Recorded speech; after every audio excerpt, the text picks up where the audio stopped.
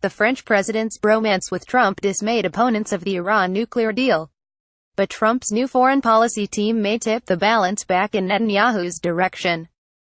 To all outward appearances, it seemed like French diplomacy was charming President Donald Trump into accepting, albeit reluctantly, the necessity of the United States staying in the Iran nuclear deal. French President Emmanuel Macron's surprising friendship with Trump on display at the White House this week gave hope to Europeans and those Americans who are afraid that the president's abhorrence of his predecessor's signature foreign policy achievement might be preserved. U.S. President Donald Trump, R. French President Emmanuel Macron, second R. U.S. First Lady Melania Trump, second L. and French First Lady Brigitte Macron at the White House in Washington, D.C., April 24, 2018, Nicholas Cam, AFP. The U.S. President attacked the Joint Comprehensive Plan of Action in typically Trumpian style as insane, ridiculous, and disaster, but he also seemed to indicate that he was wavering in his determination to pull the U.S. out of the deal or even to insist on its alteration. We've got more newsletters we think you'll find interesting. Click here. Please try again later. Though to outward appearances, Macron and Trump are unlikely pals, the two appear to have some sort of bond that the U.S. president values. That could motivate him to accede to Macron's request that he accept the European formula for preserving the JCPOA, involving side deals that would supposedly impose limits on Iran's missile program, the lack of which is one of the many flaws in the nuclear deal. Thus, while Trump's rhetoric about Iran remains red-hot, he appeared open to the possibility that a way might be found to allow him to claim he was changing the terms of an agreement he deplores, while not blowing it up altogether. That possibility has to alarm the Israeli government, as well as American foes of the deal, since the side deal formula may be more about allowing Trump to save face than a realistic plan to restrain Iran in a meaningful way, let alone correct the obvious and fatal flaws in the nuclear pact.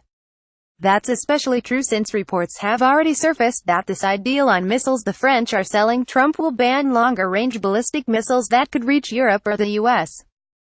from Iranian bases, but not short-range weapons that could easily strike Israel. A display featuring missiles and a portrait of Iran's supreme leader Ayatollah Ali Khamenei is seen at Baharistan Square in Tehran, Iran. September 27, 2017, Reuters photographer, Reuters. Nor is there any indication that any other side deal will do a thing about Iran's adventures in the region, such as its military bases in Syria or its support of terrorism. Moreover, the French also seem to be trying to convince Trump that the sunset clauses in the nuclear deal don't have to be specifically addressed.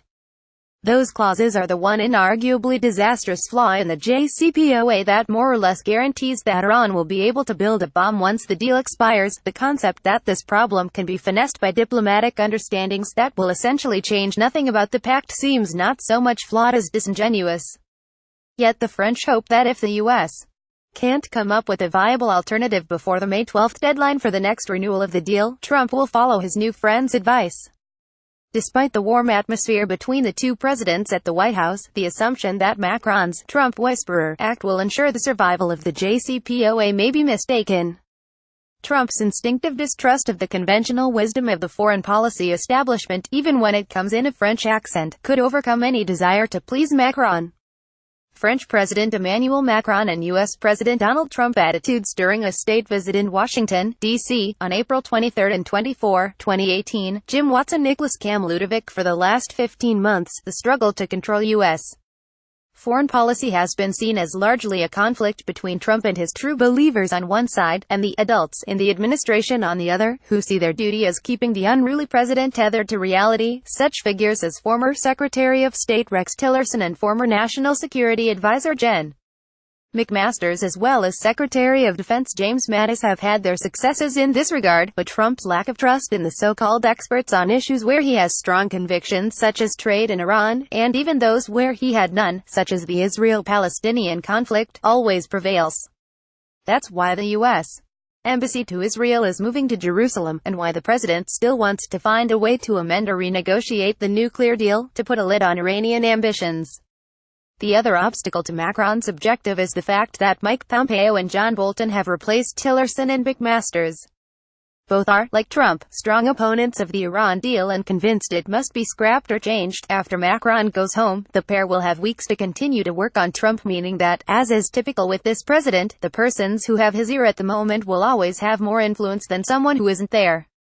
A missile is displayed by Iran's army during a parade marking National Army Day at the mausoleum of Khomeini, just outside Tehran, Iran, Wednesday, April 18, 2018. AP photo, Ibrahim Narouzi. Will Pompeo and Bolton blow up the deal in the manner that opponents of the pact like Prime Minister Netanyahu want? The answer is probably not. Pompeo is more open to the strategy of a new negotiating track to deal with the deal's shortcomings than Bolton, and neither is likely to convince Trump to do something that could lead directly to a conflict. It's also true that neither man is likely to be willing to try to convince Trump to give up his goal of pulling all U.S. troops out of Syria.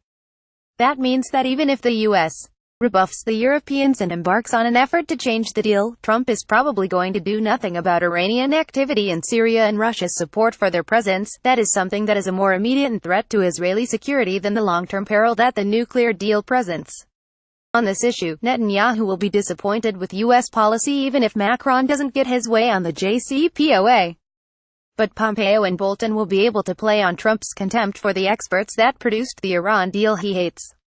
They may tell him that listening to the Europeans won't end the sunset clauses, and that U.S. financial power can compel the West to follow America's lead on new sanctions. They may also argue that despite Tehran's bravado, Iran's economy is too weak to withstand more pressure, while predicting Trump's decision is a fool's errand. Pompeo and Bolton and the president's predilections are likely to frustrate the efforts of the adults and the Europeans to preserve a deal that is still inextricably linked in the president's mind to Barack Obama's worldview. Trump's distrust of the foreign policy establishment is a far stronger impulse than his desire to accommodate even Macron. Jonathan S. Tobin is editor-in-chief of JNS, the Jewish News Syndicate, and a contributing writer for National Review. Twitter, @Jonathans_Tobin.